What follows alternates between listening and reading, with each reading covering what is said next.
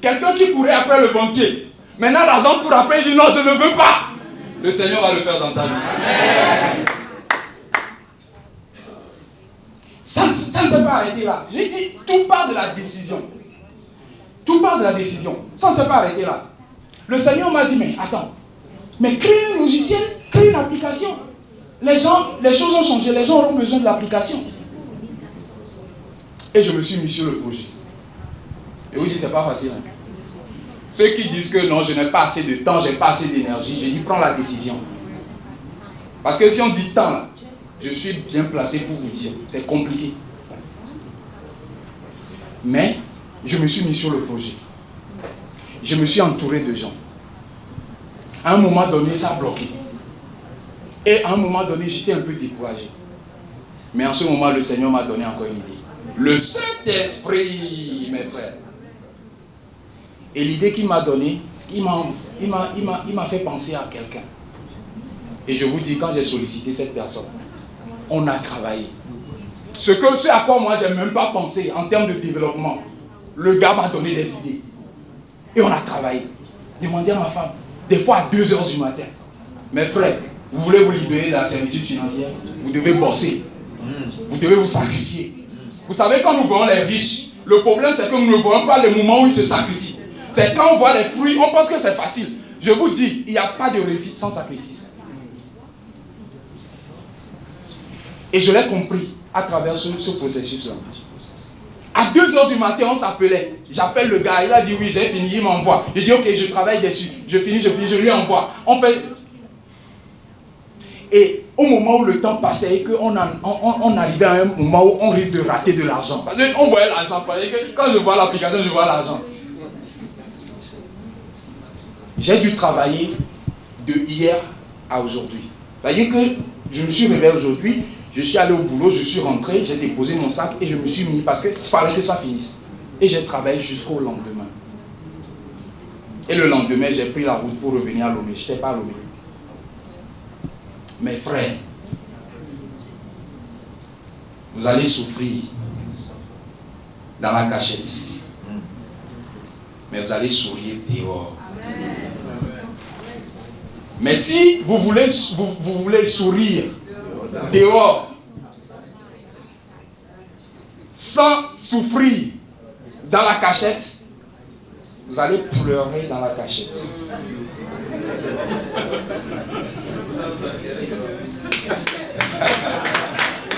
Alléluia.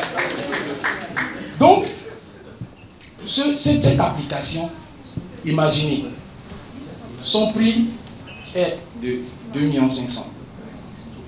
Si je vends 10, ça fait 25 millions. Si je vends 100, ça fait 250 000. Est-ce que vous comprenez maintenant comment on s'enrichit? Vous voyez comment on s'enrichit? Le monde ne veut pas que les chrétiens comprennent ça. Je vais vous expliquer encore une autre forme d'esclavage. Vous savez, dans ce processus, j'ai compris une chose. Tant que vous êtes salarié même, salarié, rien que salarié, vous êtes esclave. Le monde a bien bâti le système. Je vais vous expliquer quelque chose. Vous voyez, on parle souvent des gens qui sont dans des sociétés secrètes. Vous savez ce qu'on leur a fait comprendre? On leur a fait comprendre que tant que les autres ne comprennent pas comment le monde fonctionne, vous serez toujours en haut. Vous allez les dominer. Vous avez vu, non? Vous savez qu'ils sont partout. Et le mal, c'est que quand un chrétien commence à sortir la tête, on commence à penser qu'il est dans une société secrète. Notre Dieu n'est pas capable de nous bénir. Mais c'est ça en fait. Vous savez, quand tu es salarié, qu'est-ce qui se passe? Quand tu es salarié, qu'est-ce qui se passe? Tu t'attends à ton salaire mensuel. Si tu n'as pas ton... Pourquoi tu vas travailler? J'ai posé cette question dernièrement à un séminaire. Pourquoi nous allons travailler? Beaucoup m'ont dit, mais je travaille parce qu'il faut que l'argent rentre. Est-ce que vous voyez? Beaucoup travaillent, pas par passion, pas par amour, mais ils travaillent pour que l'argent rentre. Et le problème, c'est que le jour où tu t'arrêtes de travailler, l'argent ne rentrera plus. C'est en cela que tu es esclave. C'est pour ça que le premier thème sur l'indépendance financière est très important. Il faut que tu en arrives à ce que Qu'il y ait salaire qui tombe ou pas, tu as l'argent. Et pour ça, là, mon frère, tu n'as pas le choix. Tu dois créer. Yes. Tu dois créer. Et Dieu a mis en nous le potentiel pour créer. Innover. Pour innover. Les choses cachées, les choses que les gens n'ont pas encore vues au Togo, le Seigneur est capable d'ouvrir nos yeux pour les voir, pour anticiper. Mais tant que nous ne sommes pas conscients de cela, tant que nous ne croyons pas que nous pouvons sortir, nous pouvons sauter les limites qu'on nous a posées, nous allons rester toujours comme des esclaves. Alléluia. Dis à ton voisin, à partir d'aujourd'hui, à partir d'aujourd'hui, ose créer. Ose créer. Ose créer. Ose aller sur le marché. Amen. Il faut définir un plan d'action. Lorsque vous êtes, alors là, lorsque vous êtes sous le poids de la dette, vous devez définir un plan d'action. Votre plan d'action va consister à analyser vos dépenses. Beaucoup sont sous le poids de la dette parce qu'ils dépensent de trop. Ils consomment de trop. Et ils ont des lignes de dépenses en réalité qu'ils n'ont pas besoin d'avoir. Et dans mon ouvrage sur le budget personnel, j'ai décrit tout le processus pour élaborer un budget, faire le suivi, etc. C'est accessible, vous pouvez l'acheter. Mais vous devez analyser vos dépenses pour voir, est-ce qu'il n'y a pas des choses que je fais dont je n'ai pas réellement besoin. Et vous allez voir que quand vous faites cet exercice, qu'est-ce qui se passe? Vous dégagez certaines lignes. Il y a des lignes que vous pouvez supprimer. Il y a des lignes que vous pouvez supprimer. Et quand vous supprimez ces lignes, qu'est-ce que ça apporte? Vous avez plus de ressources. Et quand vous avez plus de ressources, ces ressources vont permettre, si vous êtes déjà endetté, d'évacuer rapidement vos dettes. Maintenant, quand vous finissez de faire cet exercice pour dire, est-ce que je peux supprimer des lignes? Vous avez tout supprimé, mais vous n'êtes pas encore à l'équilibre. Qu'est-ce que vous faites maintenant? Vous allez maintenant vers vos revenus. Et vous voyez, qu'est-ce que je peux faire d'autre qui peut me rapporter de l'argent? Et c'est ça que je viens de parler. Moi, j'ai vu que Dieu a mis en moi le potentiel. Je peux former. Maintenant là, rentre en toi, cherche le potentiel là. Tu n'as pas de potentiel. Dieu n'a rien mis en toi.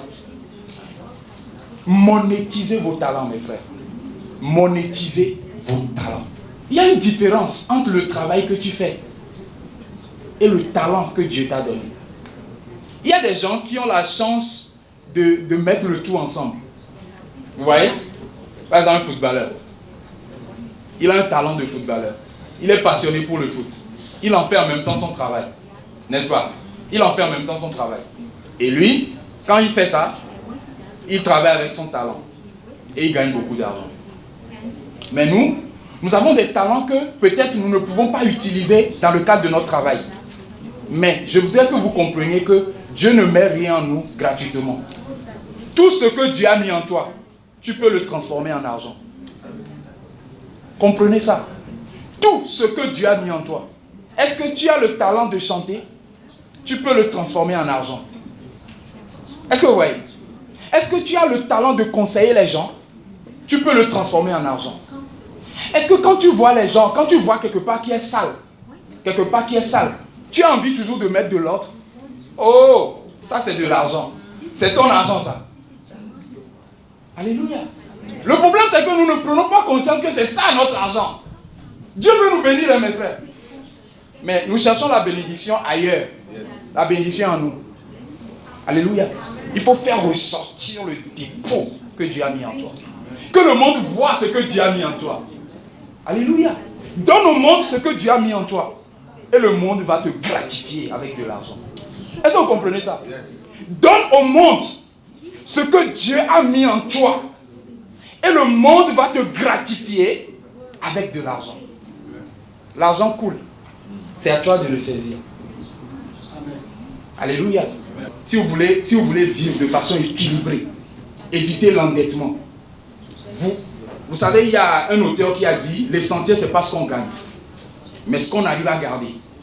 C'est pour ça que je conseille toujours, lorsque vous gagnez de l'argent, quels que soient les millions que vous gagnez, mes frères, si vous n'avez pas une bonne gestion, vous allez demeurer pauvre. Donc, quand vous gagnez de l'argent, vous déduisez d'abord votre épargne. Si vous avez des dettes, vous payez vos dettes. Vous déduisez votre épargne, vous payez vos dettes. Et ensuite, le reste, vous pouvez le dispatcher en dépenses. D'accord? Et un tableau de ce genre peut vous aider. Vous trouverez plus de détails dans mon ouvrage. Remboursez vos dettes par ordre de priorité et le plus tôt possible. Si, vous savez, la Bible dit dans Psaume 37 que c'est celui qui n'aime pas payer là, celui qui n'aime pas payer, c'est le méchant qui n'aime pas payer. Celui qui est diligent là, il aime payer, il aime rembourser ses dettes. Mais le problème c'est qu'il y a des chrétiens qui n'aiment pas rembourser leurs dettes. Et ils sont contents en fait, ils se plaisent dans cette situation. Mais il y a un problème. Et quand ils vous voient, ils passent par là. Donc, vous devez commencer par payer vos dettes. Lorsque vous êtes endetté, vous ne pouvez pas vous enrichir. Est-ce que vous voyez? Sauf si c'est un endettement positif, c'est-à-dire le bon endettement, comme je vous l'ai expliqué, pour un actif. Mais sinon, lorsque vous devez à quelqu'un, vous êtes pauvre. Ne creusez pas des trous pour en combler d'autres. Allez emprunter chez Afi pour payer Kofi. Tout ça là, c'est la facilité quoi en fait. Parce que nous aimons la facilité. Donc au lieu de travailler, au lieu de chercher des moyens pour augmenter nos revenus, nous préférons aller prendre encore chez quelqu'un pour combler un trou. Et nous allons vivre dans cette spirale jusqu'à quand mes frères? Il faut que ça s'arrête. Ne fiez pas vos créanciers. Allez vers vos créanciers. Si vous êtes endetté, allez vers le créancier. Négociez des échéanciers. Négociez. Dis bon ok, je vais te payer comme si, je te paye tel montant chaque mois jusqu'à apurer. Priez le Seigneur pour que le Saint-Esprit les convainc. Quand vous allez négocier, pour qu'ils puissent accepter. Et après, faites tout, travaillez dur, faites rentrer de l'argent pour pouvoir payer. Auprès du banquier, vous pouvez demander la consolidation de vos dettes. Par exemple, il y a des gens qui ont plusieurs dettes dans la même banque. Et que tu as pris d'abord 2 millions, tu n'as pas fini de rembourser. Entre temps, tu voulais payer ta dot. Tu es parti encore, tu as pris 1,5 million. Entre temps, tu voulais faire maintenant la réception du mariage religieux. Et comment tu peux t'endetter pour aller faire ton mariage religieux? Mes frères, ce sont des erreurs là que nous... Si Dieu veut que j'ai un mariage en pompe, mais il a qu'à me bénir. Moi, c'est le défi que je lance à Dieu maintenant. Je dis, si tu veux, et je sais qu'il veut. Donc en réalité, ce n'est pas un défi, c'est une conviction. Il dit, je sais Seigneur, je sais que tu as réservé le meilleur pour moi. Les plus grosses voitures, les plus luxueuses, c'est pour moi. Je ne me presse pas. Je ne vais pas aller plus vite que toi, Seigneur. Je vais te suivre. Et vous savez ce que le Seigneur a fait? Quand j'ai proclamé, j'ai dit que moi j'ai acheté la voiture de ma propre poche. Entre-temps, le Seigneur a ouvert des portes. Mais vous savez ce que j'ai fait? J'ai semé quelque chose. Ça, c'est entre parenthèses. Je suis allé acheter une voiture de ma propre poche. Je parle de quelqu'un qui courait après le banquier. Maintenant, il achète une voiture de sa propre poche. J'achète une petite RAV4. Et vous savez, au lieu de conduire, c'est ce que j'ai fait. Je suis allé voir mes parents. Je leur ai dit, c'est pour vous. La semence.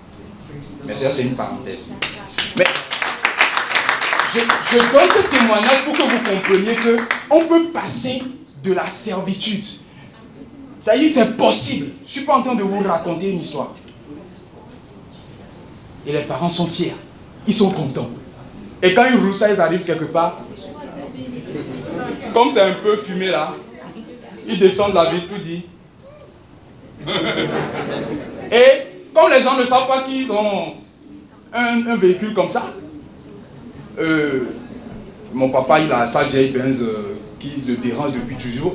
Et moi je me suis dit, mais Seigneur bénis-moi. Et quand Dieu m'a béni, je dis bon ok, je puise, j'achète, je donne. Je ne veux plus voir ça. Et la prochaine étape c'est quoi? Oh, j'aime bien voir mon papa raconter ça chaque fois. Oh, nous étions là seulement à la maison. Et puis, Et notre fils est arrivé. Non, il dit, nous étions là à la maison, et puis quelqu'un a conduit un véhicule pour venir chez nous. Et on lui a demandé, mais c'est quoi? Il dit non, que c'est votre fils là qui a dit de venir garer ça ici pour lui. Et il se dit, ah, il a changé de véhicule. Et puis, dans la nuit, moi, quand je revenais du service, je suis passé chez eux. Et puis, je leur ai dit, ah, c'est pour eux. Et que c'est le cadeau de Nouvel An. Il a raconté cette histoire à je ne sais pas combien de personnes. Alléluia. Que Dieu nous bénisse pour qu'on réjouisse le cœur de nos proches. C'est pour ce genre de choses que tu ne dois pas rester dans la pauvreté. C'est pour ce genre de choses que tu ne dois pas accepter la pauvreté. Je dis toujours, prouve-moi ce que la pauvreté t'a apporté. Tu aimes trop la pauvreté. Prouve-moi ce que ça t'a apporté. Moi, je te prouverai ce que l'abondance m'a apporté. Amen. Exemple d'un plan de remboursement. Vous devez établir un plan de remboursement. Vous avez des dettes, établissez un plan de remboursement. C'est-à-dire, soyez disciplinés, s'il vous plaît. C'est-à-dire, sans discipline, on ne peut rien faire. Et puis, ne soyez pas à l'aise quand vous êtes endetté. Établissez un plan de remboursement. Attendez-vous chaque jour à la provision divine. Dès lors que vous rentrez dans le schéma que je suis en train de vous donner, ne pensez plus au manque. Ne pensez plus à l'impossible. Chaque jour, croyez, comme Philippiens 4,19 l'a dit, et mon Dieu pourvoira. Oh, je dis, la parole de Dieu, là, ce n'est pas pour nous les chrétiens. Mais pourquoi nous ne nous en servons pas? Il y a beaucoup de ressources dans la parole de Dieu. Récemment, il y a un de mes collègues, souvent les collègues, même les gens qui travaillent sous moi, et tout, ils se posent des questions sur moi. Mais on ne te comprend pas. D'où tu puisses tout ça en fait? D'où est-ce que ça vient? Les gens ne te comprennent pas. Et par moment, ça me sert d'évangélisation.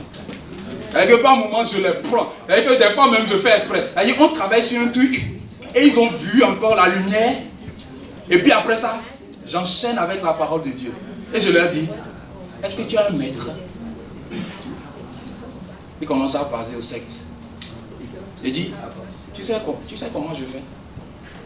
Tu sais comment je fais? Vous vous posez toujours des questions sur moi. Vous ne comprenez pas. Il me dit, mais d'où il sort cette énergie, cette intelligence? Les gens ne me comprennent pas. Ok, c'est parce que j'ai un maître. Tu ne le vois pas, mais il est là ici. Il est le maître des maîtres. Il s'appelle Jésus-Christ. Et l'omniscient. Alléluia. Donc, on n'a pas besoin d'aller chercher ailleurs. Nous avons tout en Dieu. Dieu pourvoira à tous nos besoins, selon sa richesse, avec gloire en Jésus-Christ. Vous devez y croire. Demandez l'aide de Dieu. La Bible a dit, invoque-moi au jour de la détresse. Je te délivrerai et tu me glorifieras. Donc, si nous croupissons sous la dette, nous n'arrivons pas à joindre les deux bouts. Chaque fois, et puis nous nous posons la question, Dieu, l'argent est où? Nous regardons des gens, ils vivent bien. L'orateur, il a dit qu'il va à Dubaï avec sa femme prochainement. Mais je vais vous dire une chose. Depuis que moi j'ai compris que l'abondance divine, là, le flux ne peut jamais s'arrêter. Demandez à ma femme. Chaque année, nous allons en vacances. Chaque année. Cette année-là, début d'année déjà, c'est déjà planifié. C'est-à-dire que je ne réfléchis plus, est-ce que j'aurai l'argent ou pas? Je dis, on ira ici. Point. L'argent viendra. Est-ce que vous voyez ça? C'est ça, c'est à cette dimension que nous devons arriver. C'est à cette dimension que nous devons arriver. Pour finir donc, pour conclure, sortir de la servitude financière est possible.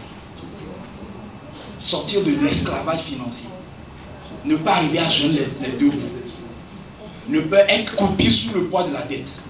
Tout ça là, c'est possible de s'en sortir. Mais vous devez aujourd'hui prendre la décision. Vous devez définir un plan d'action. Vous devez suivre un budget réaliste.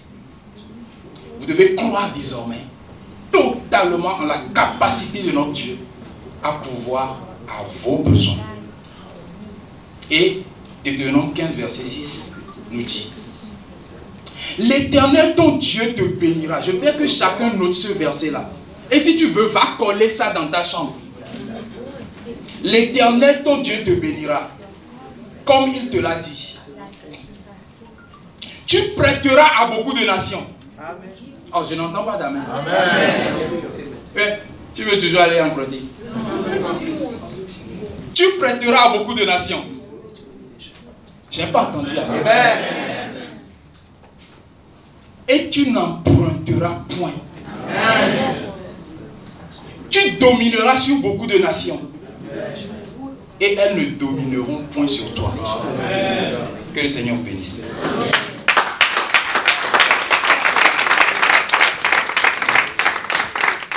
Merci beaucoup, Monsieur Bruno Akatibé. Je crois que vous avez pris les notes. Que faire dès aujourd'hui? Prendre la décision. Vous l'avez noté, n'est-ce pas? Merci beaucoup. Sans plus tarder, nous allons donner le micro au président national, Dr. Bertrand Chépi, qui a quelque chose de très important à partager avec nous. Vous êtes content? Si vous êtes content, levez la main, je vais voir. Alléluia. C'est important aujourd'hui, si nous voulons véritablement posséder nos nations, posséder nos villes, tenir les portes de notre nation, les chrétiens, de comprendre que Dieu a des réserves à nous donner, des révélations, des connaissances. Et la plus grande servitude qui puisse exister, c'est l'ignorance. L'ignorance. Lorsque quelque chose est là, à côté, et que tu es impotent, et que ta main est comme si tu ne peux pas la prendre, vraiment, c'est la plus grande servitude, la plus grande misère qu'un homme puisse avoir. Et c'est pour cette raison, Jésus-Christ, quand il a vu l'homme qui avait la main sèche, Jésus a eu compassion parce que cet homme, il avait des désirs, mais il n'avait pas la possibilité de prendre, de faire quelque chose. Et Jésus l'a guéri, il a libéré sa main. La connaissance nous donne la capacité de prendre des choses et de se l'approprier. Et notre désir, c'est d'accomplir la vision de la communauté. Le mandat, c'est quoi? C'est de libérer tout homme de toute forme de servitude. Servitude. La servitude qui est un joug qui maintient l'homme dans l'oppression, dans la pauvreté. Pauvreté sous toutes ses formes. Pauvreté émotionnelle, intellectuelle. Et qui a des conséquences sur le physique. J'ai lu un article scientifique, rédigé par des sociologues, que les zones où il y a plus de pauvreté, c'est des zones où les gens adorent des petits dieux. Pas seulement au Togo, partout dans le monde. Ça, c'est des études sociologiques.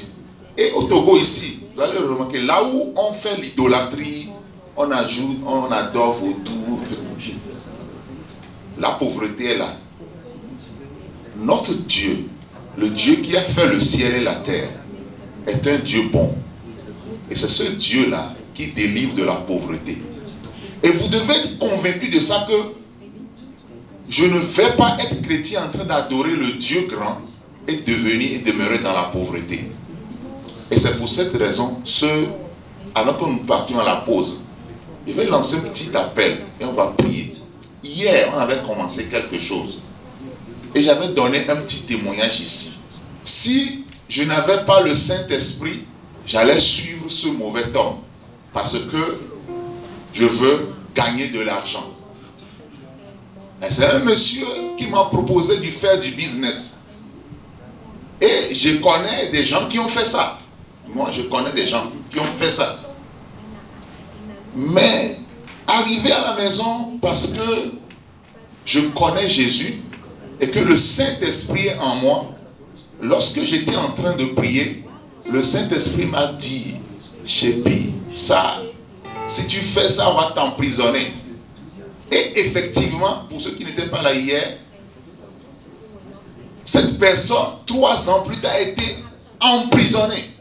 Et actuellement, il est en prison. C'est quelqu'un que je connais très bien. Je le connais. Il m'a proposé des choses. Vous avez besoin donc du Saint-Esprit. Mais le Saint-Esprit, il n'y a qu'une seule personne qui la donne. Il n'y a qu'une seule personne qui donne le Saint-Esprit. Si tu veux le Saint-Esprit qui peut te parler, qui peut t'aider à anticiper les choses dans ton entreprise. Un jour, j'étais allé en voyage. J'étais revenu. Et le Saint-Esprit m'a dit qu'il y a quelque chose qui s'est passé à la pharmacie. De vérifier sur le logiciel. Mon petit frère ici présent, il est expert comptable. C'est lui qui gère ma comptabilité. Et quand la chose est venue comme ça, je suis allé vérifier. Il y a certains agents qui étaient avec moi en ce temps qui n'étaient pas corrects.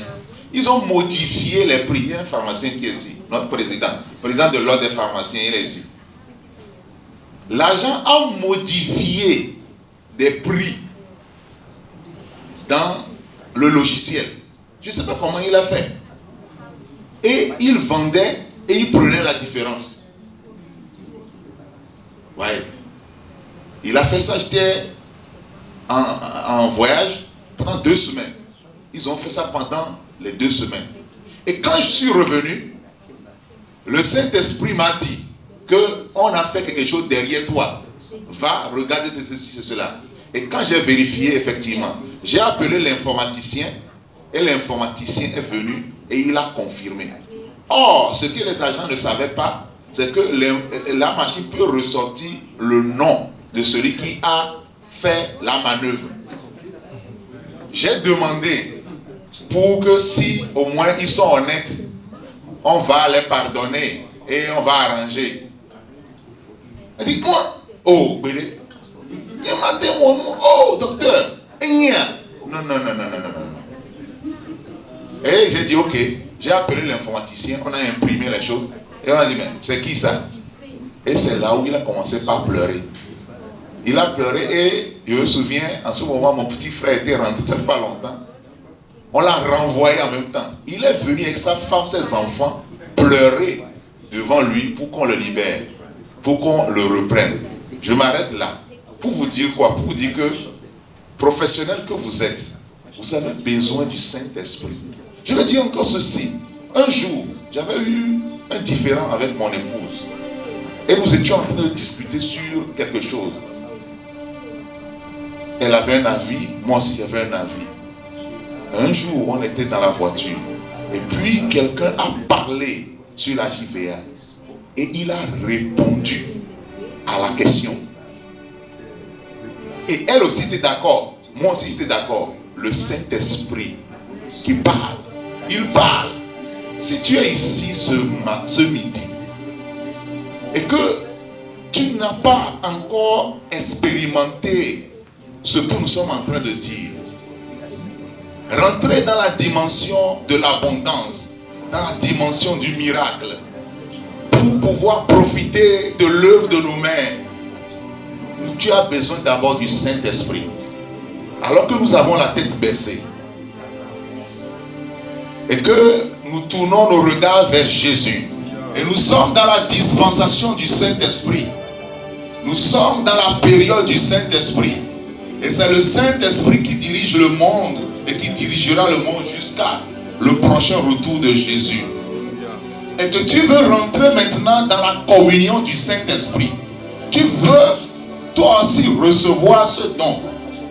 Je te prie, si tu es ici, lève tout simplement la main. Lève tout simplement la main. Oui, je vois une main. Je vois 2 mains. Je vois 3 mains. Je vois 4 mains. 5, 6.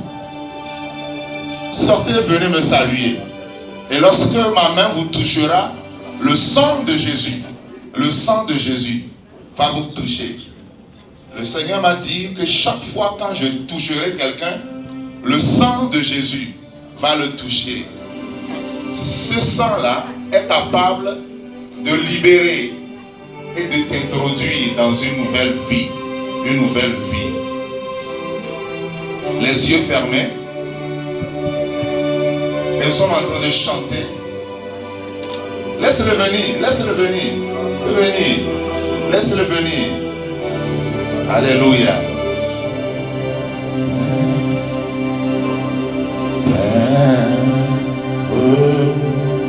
Je t'adore.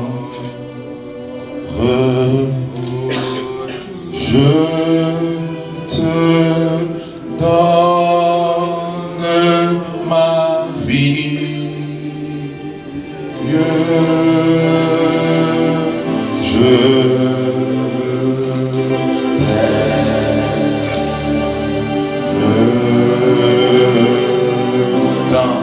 Saint-Esprit, Saint-Esprit, je t'adore. Tout en moi, tout en moi, ton nom.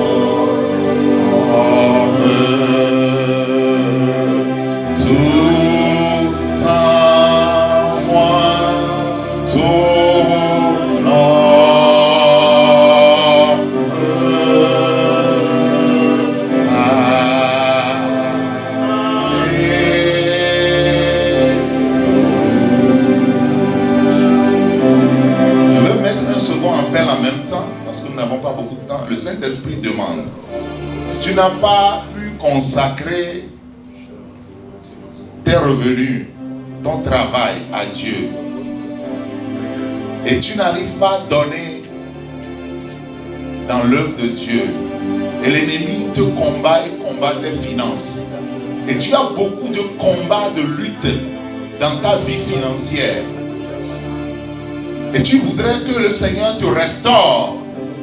Aujourd'hui, au travers de ce séminaire, tu veux que le Seigneur restaure ta vie sur le plan financier. Tu as peur du lendemain, ce qui concerne tes finances, ton travail, tes affaires. Tu es dans une situation ambiguë et tu n'as pas l'assurance. Mais viens, le Saint-Esprit fait ça aussi. Il est capable de faire ça aussi. Viens maintenant. Viens maintenant, viens te joindre à cela et le Saint-Esprit va te le faire. Viens, tu veux une restauration dans ta vie financière et tu vas te consacrer, tu vas consacrer tes finances aussi à Dieu.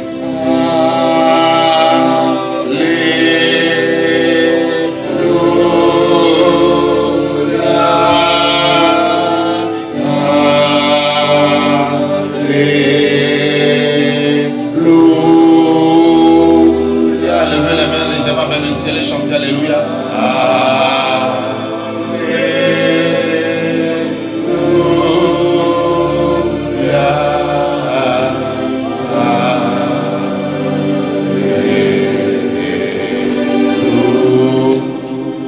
Vous allez dire cette prière après moi.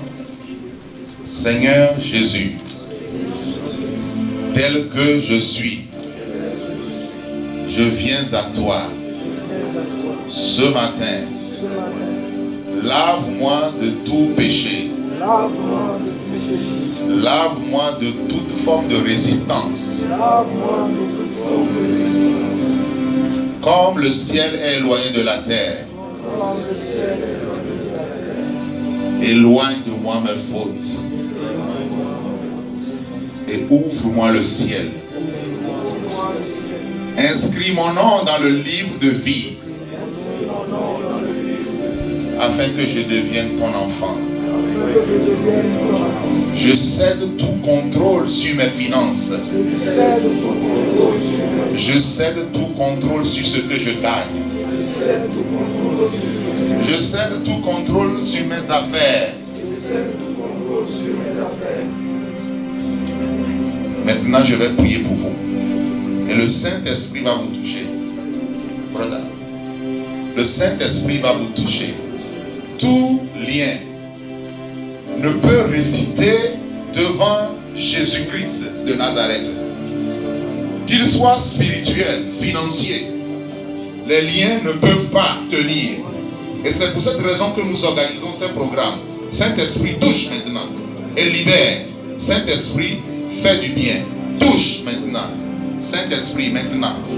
Saint-Esprit, maintenant. Que le sang maintenant te touche. Le sang de Jésus. Le sang de l'agneau. Le sang, le sang, le sang. Le sang, le sang coule, coule, coule abondamment. Coule abondamment. Coule abondamment. Coule abondamment. Touche, touche, libère. Libère maintenant. Libère maintenant. Saint-Esprit. Que le sang de l'agneau, le sang touche et libère. Libère, libère, libère. Là où tu as péché, le Seigneur te pardonne. Là où tu l'as oublié, lui se souvient de toi. Là où tu l'as abandonné, lui ne t'abandonne pas. Et il te fait grâce. Il te fait grâce. Maintenant. Maintenant, Saint-Esprit, touche. Touche et libère. Libère. Libère. Il regrette de ne t'avoir pas confié ses finances. Il accepte de marcher dans tes voies. Il accepte. Dans le nom de Jésus. Dans le nom de Jésus. Saint-Esprit, touche maintenant. Touche, Saint-Esprit. Touche. Touche.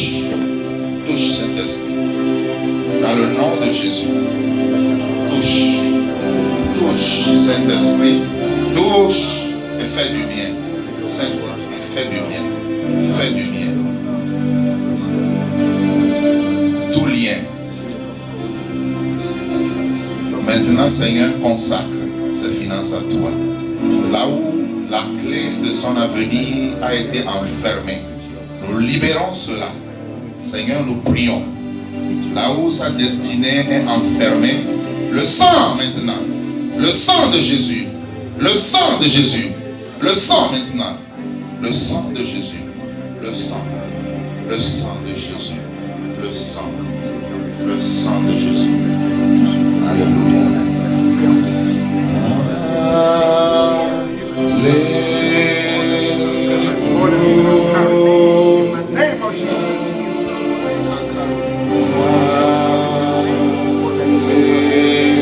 Touche maintenant. Touche maintenant, Saint-Esprit. Libère, Seigneur, de toute forme de confusion. Il y a la confusion dans tes pensées et tu ne sais plus quoi faire. Et tu es confus. Une pensée que nous gardons de ce séminaire, c'est que nous devons changer de mentalité. Change your mindset. Nous devons changer de mentalité. Et comme je l'avais dit au départ, souvent c'est beau d'écouter de belles choses, n'est-ce pas? Et surtout quand ça fait doit entendre. Et quand toute l'harmonie participe à ce qu'on puisse bien digérer. Mais le plus important dans tout, c'est de mettre en pratique. C'est pourquoi nous insisterons jusqu'à la fin de cette rencontre de prendre des décisions. Parce que tant que vous ne prenez pas de décision, il n'y aura pas de changement. Vous êtes d'accord avec moi? Tant qu'il n'y a pas de décision qui soit prise, il n'y aura pas de changement. Donc que le Seigneur nous aide pendant que nous sommes en train de passer de bons moments ensemble, que nous puissions prendre des décisions et que nous soyons dans cette dynamique de mettre en pratique tout ce que nous-mêmes nous aurons décidé. Nous voulons surtout rendre gloire à ton nom pour la vie de nos deux frères qui nous ont ouvert les yeux sur ta capacité à nous élever. Nous voulons glorifier ton nom de ce que nous qui avons reçu par ton esprit, tu feras de grandes choses dans nos vies.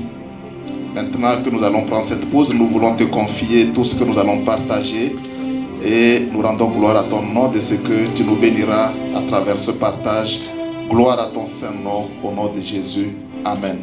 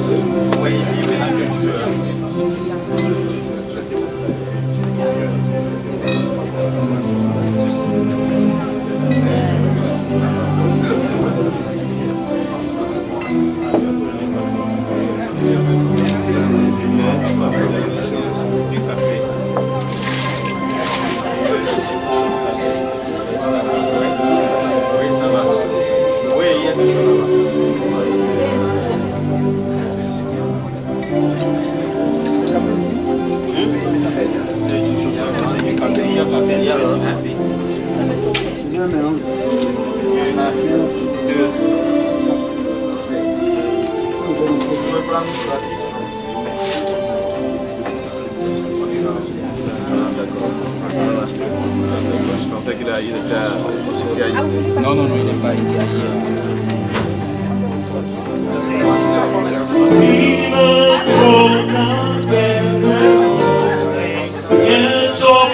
Laissez la place à d'autres personnes. Venez, allez vous asseoir.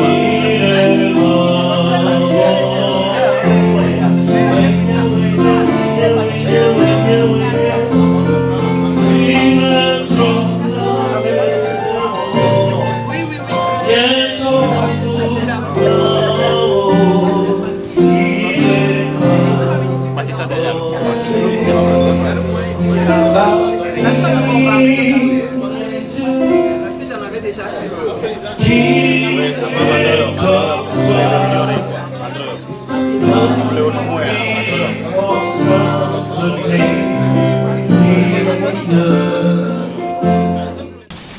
Je donne la parole d'abord à notre sœur. Je prie, puisque nous sommes dans la communauté des frères et des sœurs, quand vous vous levez, de donner votre nom, votre prénom, et puis de poser la question. Voilà. Le micro, s'il vous plaît. J'aimerais savoir, à part l'investissement dans le locatif, est-ce qu'il y a d'autres domaines dans lesquels on pourrait investir? Ça, c'est ma première question. À part l'investissement dans le locatif, est-ce qu'il y a d'autres domaines dans lesquels on pourrait investir? Ce qui me permet de poser la seconde question, est-ce que si j'ai 100 000 francs, j'ai 50 000 francs, j'ai 200 000 francs, est-ce que je peux investir? Si oui, quels sont les domaines dans lesquels je peux investir? Troisième question, est-ce qu'en tant que chrétien, il y a des secteurs dans lesquels nous ne devons pas aller?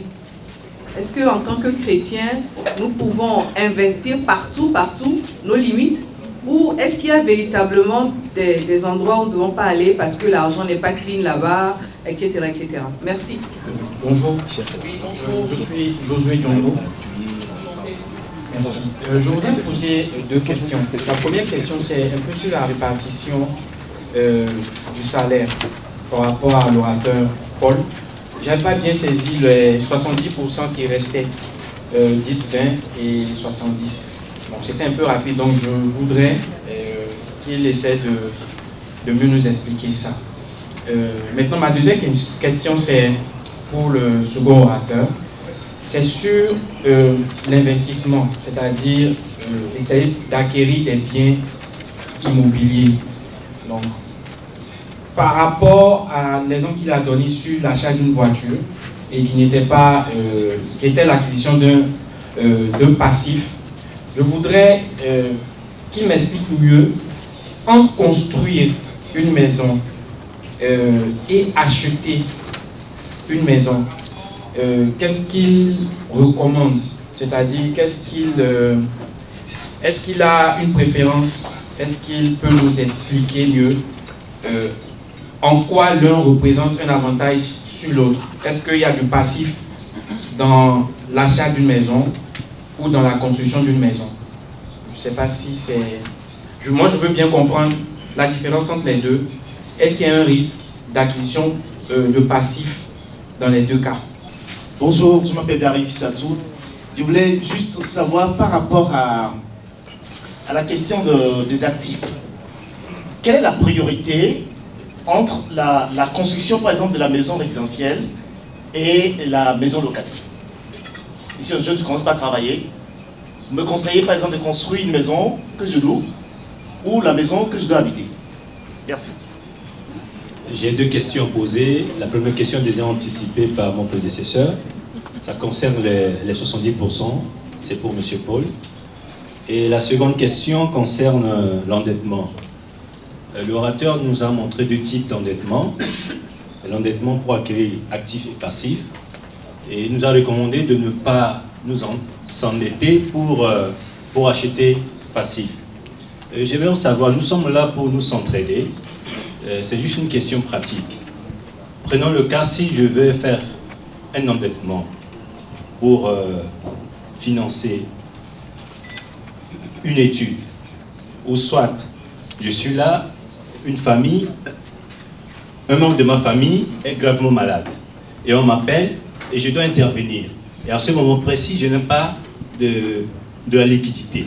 Est-ce que je suis obligé de m'endetter pour sauver cette vie? Est-ce que c'est un bon endettement? Merci. Merci beaucoup. Je crois que c'est la dernière question. Je suis Emmanuel Baglo. Ma question, c'est par rapport à la présentation d'hier, par rapport à la clé divine pour une vie financière épanouie. On nous a dit d'apprendre à donner. J'aimerais savoir si c'est une priorité, parce qu'il a dit de donner à Dieu et aux autres. Parce que dans nos églises, des fois, vous avez ce que vous voulez donner. Vous avez à cœur de donner, par exemple, à un orphelinat ou à un frère qui a des besoins. Mais bon, on nous dit de donner à Dieu d'abord. Est-ce qu'il y a une priorité?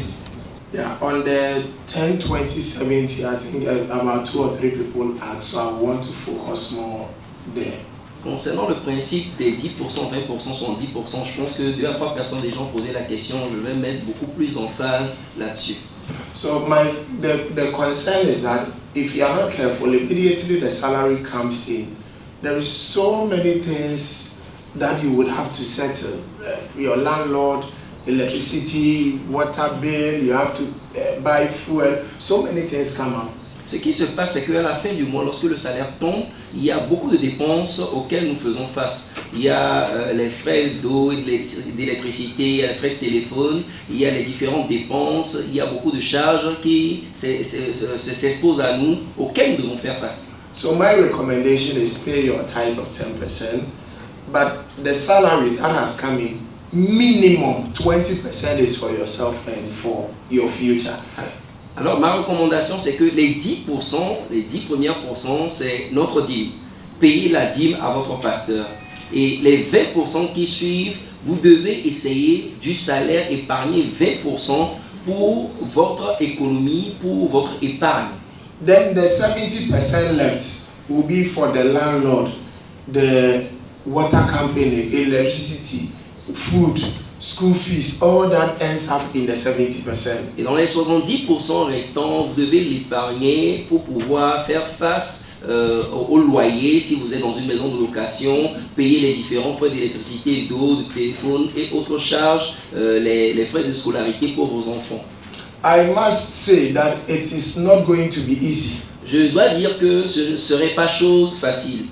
Because we all have a lifestyle that fits our salary. Parce que nous avons un style de vie qui s'accommode à notre salaire. So once you decide to change it, you would know that there is something wrong. Alors, lorsque tu décides de changer cela, tu dois remarquer en même temps qu'il y a quelque chose qui n'est pas en étroite conformité avec ton style de vie. Yeah, but between 3 months and 6 months, your lifestyle will be adjusted to the 70%. Mais entre 3 et 6 mois, si tu es vraiment discipliné dans ce principe, tu vas voir que ton style de vie va s'arrimer à ces 70%-là. When I started with my wife, we were doing 10, 10, 80. So we were only investing 10% of our salary. And the 10%, it wasn't easy. Et quand ma femme et moi nous avions démarré, nous avions commencé avec 10, 10, 80, 10%, 10%, 80% et nous épargnons que 10%. Mais nous avions vu que ce n'était pas du tout facile aussi à faire. But the day the Holy Spirit opened my eyes to what happened in Egypt, Mais le Saint-Esprit a ouvert mes yeux sur ce qui s'est passé en Égypte. When Pharaoh had a dream, Quand Pharaon a eu un rêve, and Joseph interpreted the dream, Joseph said that abundance will come. et quand Joseph lui a interprété le rêve, il a dit l'abondance va venir. But when the abundance comes, whatever we have, let's divide it into 5 and put one away. That one out of 5 is 20%. Mais quand l'abondance vient, essayons ce que nous avons reçu de l'abondance de le diviser en 5. Et lorsque nous divisons en 5 parties, ça veut dire 100 sur 5. Ceci constitue les 20%.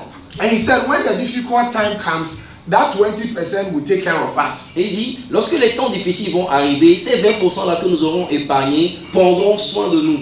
And all of us as children of God will have times of abundance and times of dryness. Et tout un chacun de nous en tant qu'enfants de Dieu, nous aurons des temps d'abondance et des temps de sécheresse. But when the time of abundance, you understand this concept.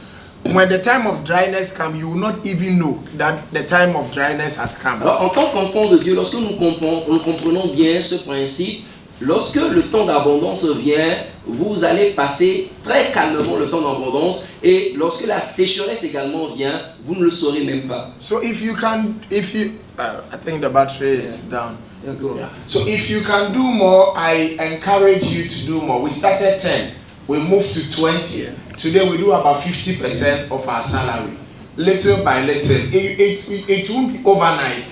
And I encourage those who are not married. If you are not married, the responsibility is not that much. If you are not paying school fees and all that, do more. Because a time will come that you have to be handling all these expenses. Et si vous pouvez le faire, je vais vous dire que ce n'est pas du tout facile parce que nous avons démarré avec 10%, 10%, 80%. Nous avons fait 10%, 20%, 70%. Aujourd'hui, nous sommes à 50%. Si vous n'êtes pas encore engagé dans le mariage, je pense que vous n'avez pas beaucoup de charges auxquelles vous devez faire face. Et si vous êtes très facile de pouvoir épargner. Mais lorsque vous êtes marié, essayez de le faire pour que, en temps de sécheresse, vous puissiez passer le cap très rapidement. Build a house or buy.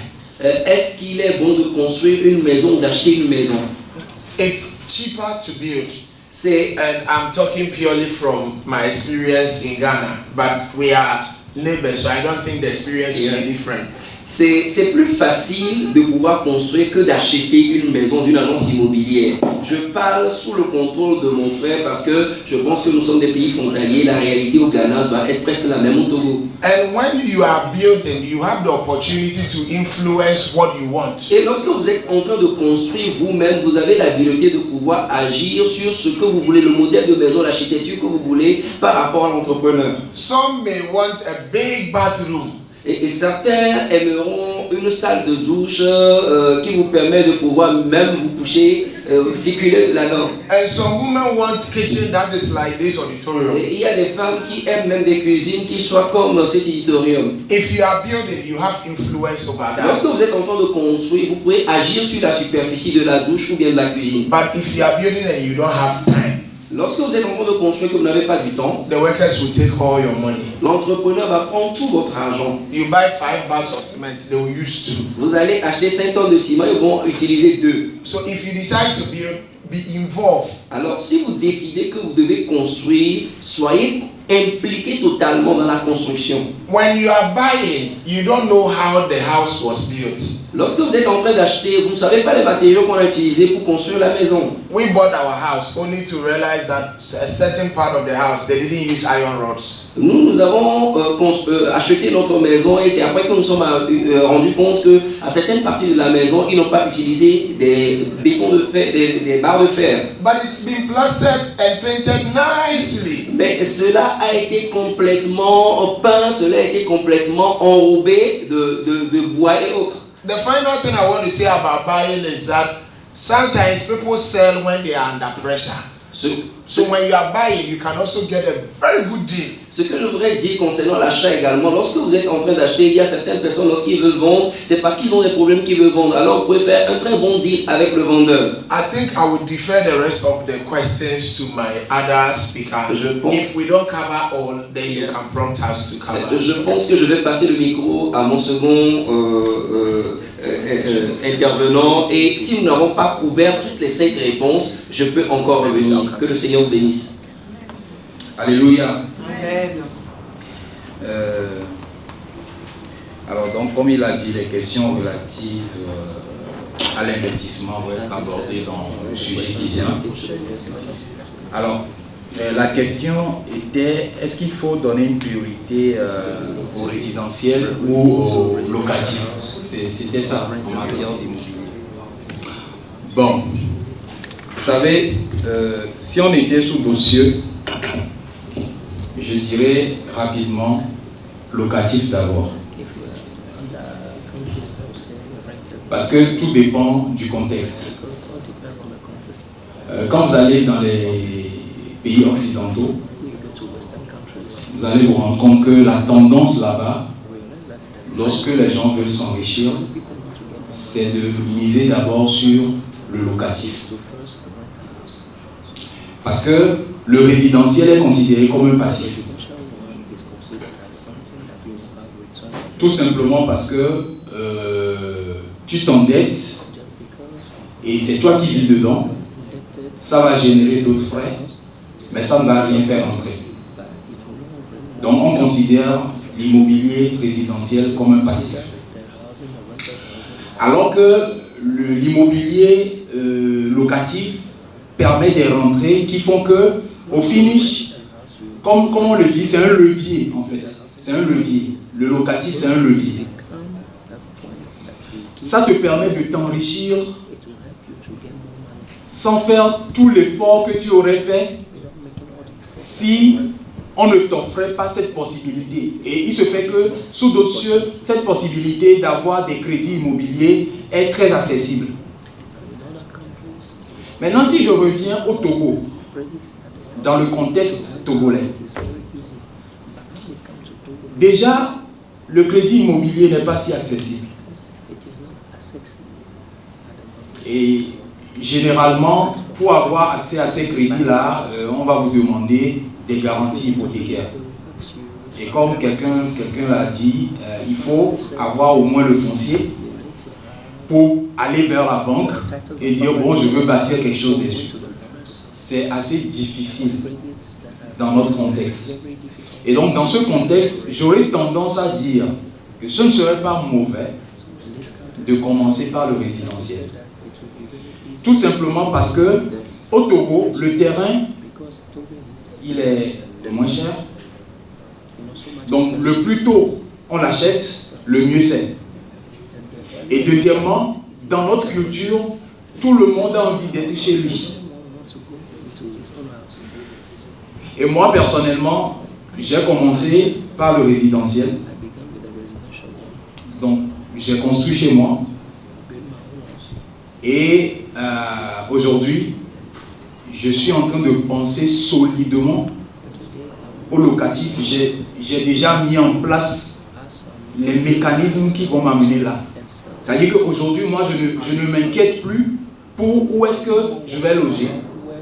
Et c'est en cela que je trouve ça intéressant. J'économise mon loyer. Et ce loyer-là me permet de financer un plan épargne logement. Et parallèlement, quand j'ai des excédents, je n'hésite pas. Et surtout quand j'ai des occasions, il en a parlé, quand j'ai des occasions de faire de bonnes affaires en matière de foncier, je n'hésite pas. Donc c'est cet ensemble-là que je vais utiliser, qui vont me servir maintenant à monter un bon truc au niveau de l'immobilier locatif. Voilà. Donc c'est ce que je peux dire par rapport à ça. Au Togo, je ne dirais pas que c'est mauvais de commencer par le résidentiel. Mais comprenez que sous d'autres cieux, c'est mal vu de commencer par le résidentiel. Voilà, parce qu'on se dit, ben, si tu commences par le locatif, tu te fais de l'argent, tu pourras construire après la maison que tu veux, parce que tu seras riche. Voilà, j'espère que j'ai bien expliqué et relativisé. S'endetter pour acheter un passif, alors s'endetter pour financer une étude ou pour aider un membre de la famille malade. Est-ce que c'est mauvais? Est-ce que c'est un passif ou un actif? Bon, alors, d'abord, pour financer ces études, ce n'est pas mauvais. D'accord? Financer ces études, pour financer, ce n'est pas mauvais parce qu'en réalité, c'est un investissement qu'on récupère après. Mais l'idéal, c'est que les parents, comme le frère l'a dit, les parents puissent dans leur planification tenir compte de l'éducation de leurs enfants jusqu'à ce qu'ils finissent l'université. Et comme ça évite qu'on se retrouve dans des situations où on est obligé de s'endetter pour financer leurs études. Et ça, dans nos pays, on n'a pas ce problème. On n'a pas vraiment ce problème. Quand vous allez aux États-Unis, en France et tout ça, là, le système est basé dessus. Les gens financent leurs études qui coûtent très cher avec des crédits. Et quand ils commencent par travailler systématiquement, une partie de leur salaire rembourse leur crédit. Et des fois même, il y a des gens qui remboursent pendant une bonne partie de leur carrière. Donc, vous vous rendez compte, l'endettement n'est jamais bon. Mais dans certaines circonstances, on va dire, c'est acceptable. Donc ça, c'est pour les études. Parce qu'on peut récupérer après. Par contre, pour aider un membre de la famille, je dis non. On ne va pas emprunter pour aider, enfin, on ne va pas accepter cette logique. Tout simplement parce qu'il y a ce qu'on appelle les fonds d'urgence. J'ai omis d'en parler dans mon développement, mais tout le monde doit avoir ce qu'on appelle des fonds d'urgence. Normalement, si vous avez bien planifié et que vous avez des fonds d'urgence, quand ce genre de situation arrive, qui sont des imprévus, vous puisez dans les fonds d'urgence. Oui.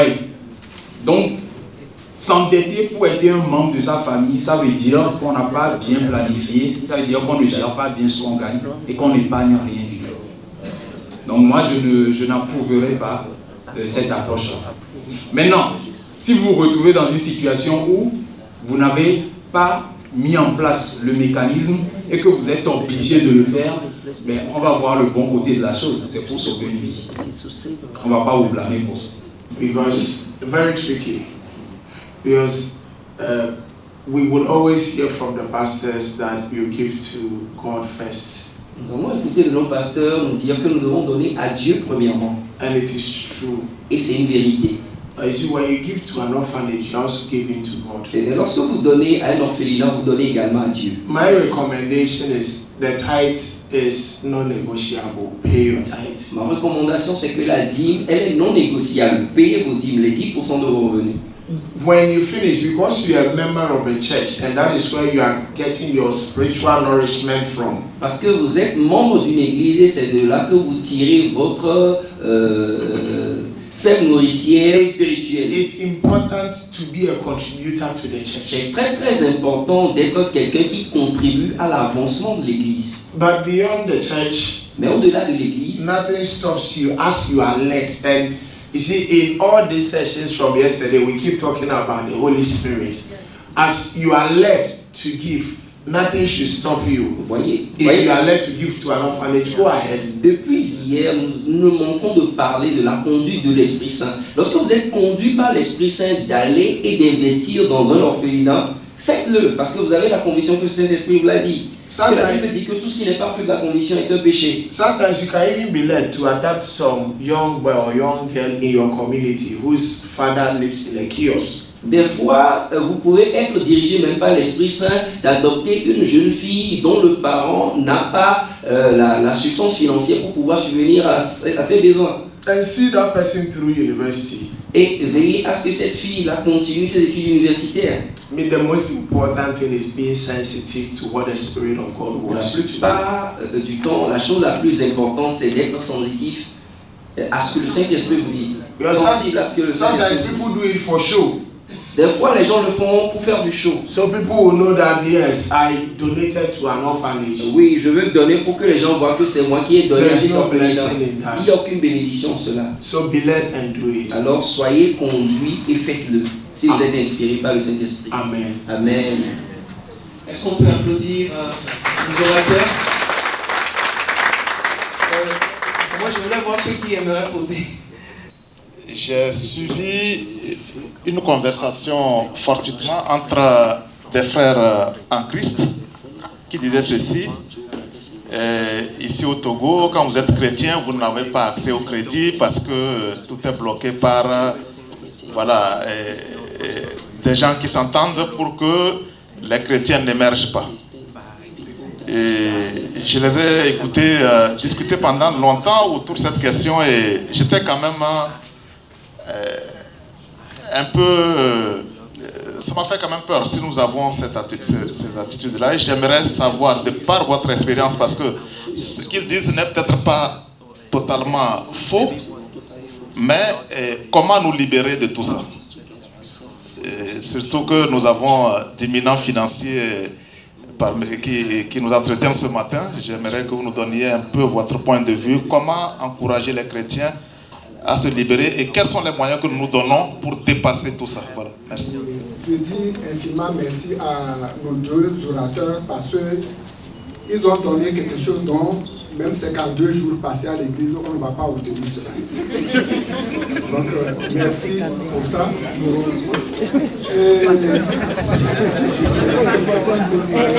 Allez rapidement à la question. Oui, j'allais poser la question à l'orateur anglophone. Vous avez sorti quelque chose, un constat ici, que parmi les 200 plus riches du monde, il n'y avait qu'un seul Africain et que cet Africain était un musulman. Quelle disposition vous prenez pour exhorter les gens à corriger cela? Bon, ma deuxième question, il faut dire que c'est une contribution, c'est par rapport à l'orateur francophone qui a dit que son premier véhicule qu'il devait acheter, il l'a donné à ses parents. Est-ce qu'il peut nous redonner un peu ce qui a fait sa motivation? Puisque c'est l'un des principes même de, comment l'appelle-t-on là, non, de la nature ou bien de l'épanouissement. Tu honoreras ton père et ta mère. Et c'est le quatrième, ou bien le quatrième commandement. On peut passer tout un temps, quelqu'un ne va jamais nous dire il faut honorer ton père et ta mère en acte, en parole et en acte. Il y a des gens parmi nous ici qui peuvent passer 5 ans sans avoir vu son père ou sa mère et ça ne dit rien. Et des blocages entrent dans la vie pour ça. Donc, je vous dis infiniment merci. Je sens que je commence à devenir quelqu'un de bien.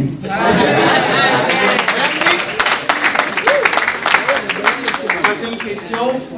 Moi, c'est Madame Sandrine Kounitron.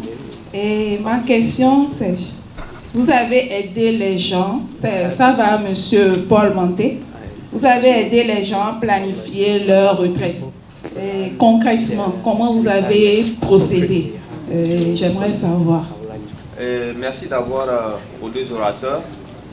Ma question, c'est de savoir si l'homme s'endette pour financer en partie un projet de création d'entreprise, est-il bien ou c'est dans le passif?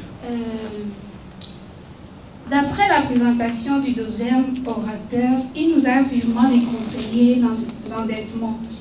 Mais il y a une pensée qui dit souvent que les pays les plus riches sont les plus endettés au monde.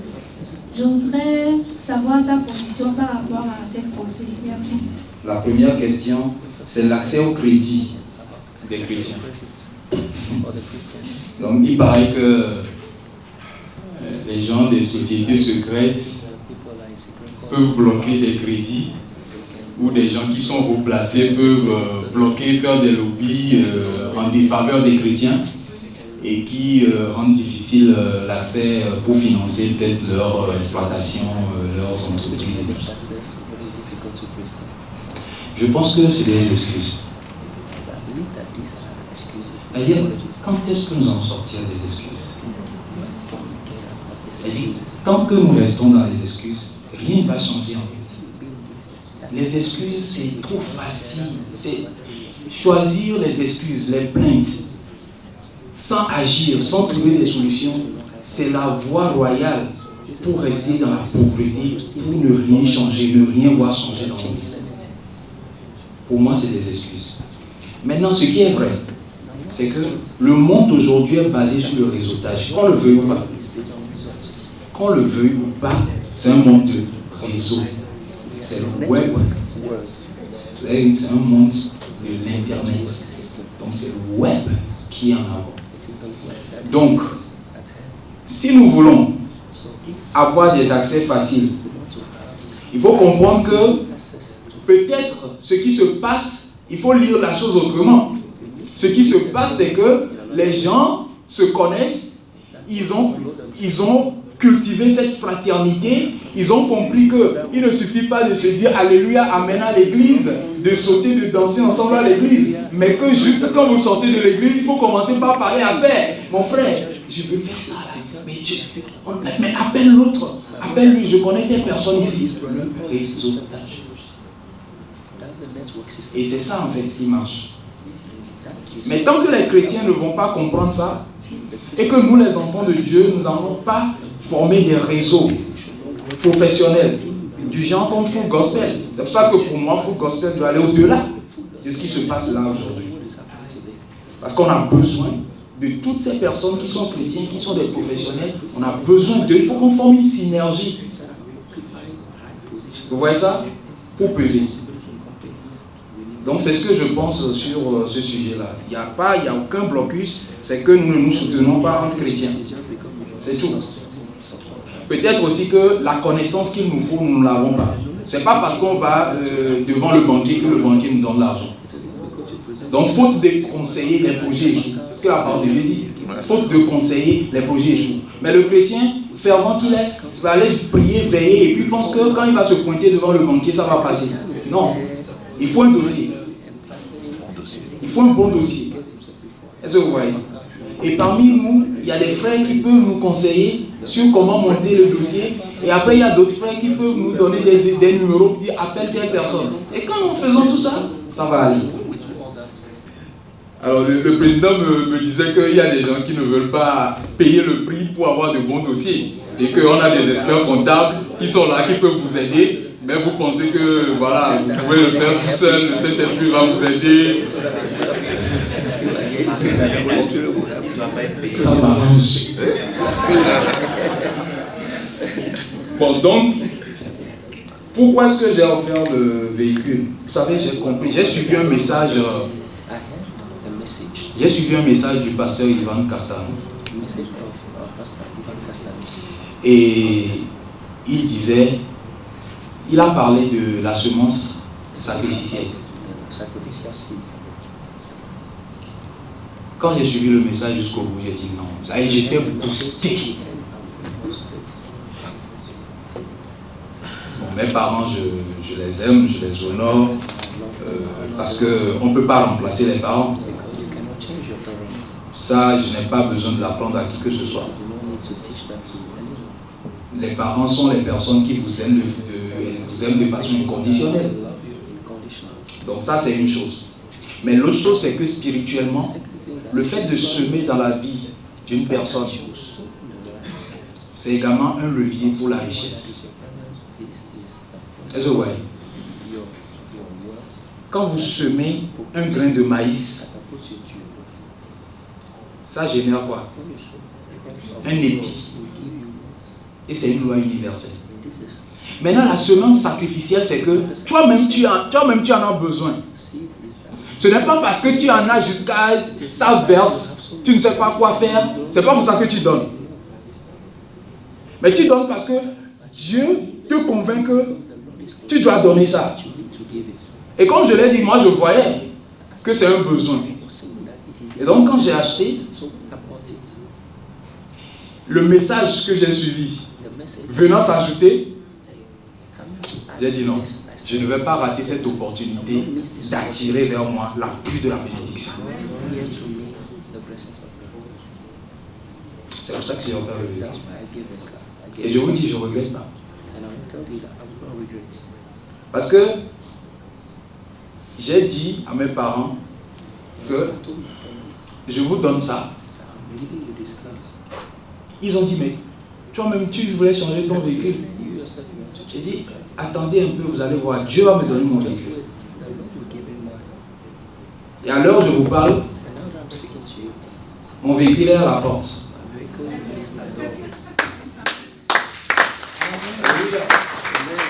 Là, c'est déjà au port ou un truc comme ça. Est-ce que vous voyez ça? Et quand je dis c'est déjà au port, c'est quoi? Ce n'est pas que je suis allé emprunter. Hein. C'est de ma... Et je vous dis, je ne suis pas extraordinaire. Je suis l'homme moyen comme vous, classique comme vous. Et que si Dieu fait ça dans ma vie, il peut le faire dans d'autres vies. Pourquoi est-ce qu'on remet en cause le crédit alors que les pays, c'est vrai, quand vous prenez les USA, c'est la première puissance, mais en même temps, c'est le pays le plus endetté au monde, les États-Unis. Mais la question qu'il faut se poser revient encore à une chose. Ils s'endettent pourquoi? Les États s'endettent pourquoi? C'est pour financer le développement. Le Togo a construit des routes et nous sommes contents, n'est-ce pas? On a construit des routes. Entre temps, quand moi j'allais au Bénin, je revenais, je n'étais pas content. Je dis, le Togo est en arrière. Mais vous savez, la plupart de ces constructions étaient faites sous financement.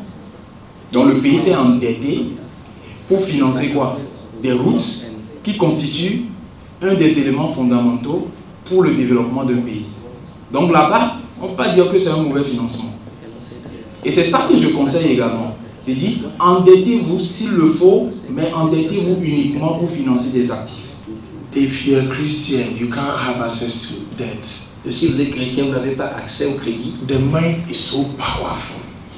La pensée est très puissante. Once your mind believes that you can't have access to debt, you will never have Lorsque ta pensée te dit que tu n'auras pas accès au crédit, là, tu ne l'auras jamais. Because once the mind is convinced that, look, I'm a Christian, these people, they won't allow me, you will never have access to. Une fois que la pensée te dit, te convainc que tu es chrétien, et ces gens-là, il y a des gens, des sectes occultes qui sont là-bas, qui ne vont jamais te débloquer les fonds, tu ne l'auras jamais. On the point President made, I just want to add a little bit on Christians. And this one, last night I was considering whether to add to my slides. I didn't add it.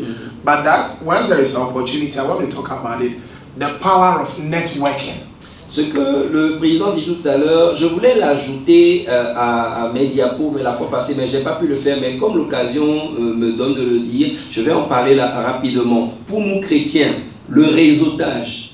You don't network with only Christians. Vous n'allez pas en tant que chrétien vous mettre en réseau rien qu'avec des chrétiens. On my phone right now, I have contacts of 7,000.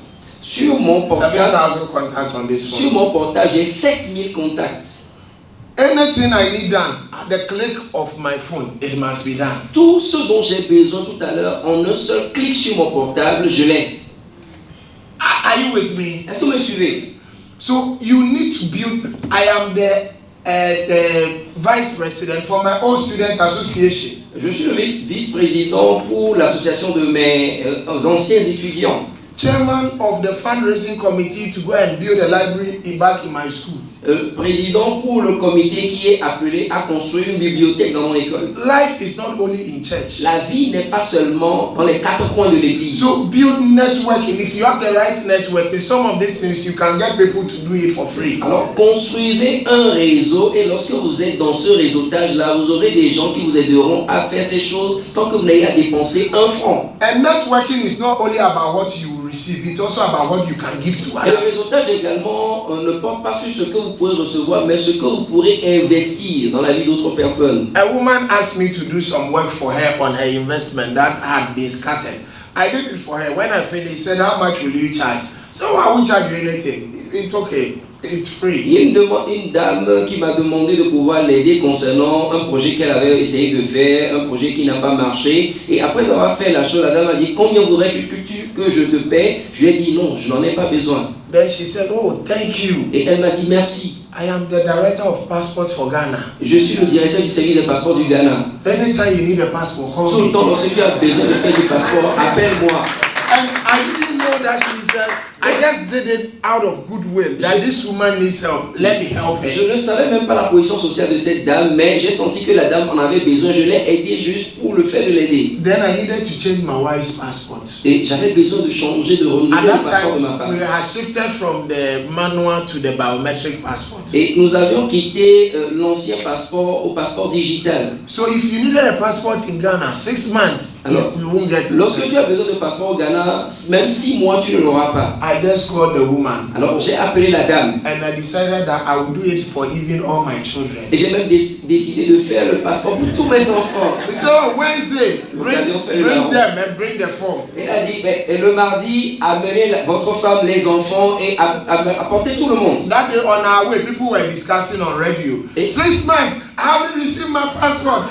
That morning, et ce matin-là même que nous nous rendions au service des passeports, il y avait une émission interactive à la radio où les gens se plaignaient. J'ai déposé mon passeport pour 6 mois, je ne l'ai pas reçu. Once I get to the gate, I call the security. I say, hey, madam says when I come here, I should call you to bring me. Lorsque je suis allé à la guérite, j'ai dit au monsieur, tu connais votre directrice? Non. C'est elle qui m'a dit de venir, j'ai rendez-vous avec elle, alors ouvre-moi la porte. The security started sacking everybody. Hey, give way! Alors la guérite a commencé, il y a un grand monsieur qui arrive.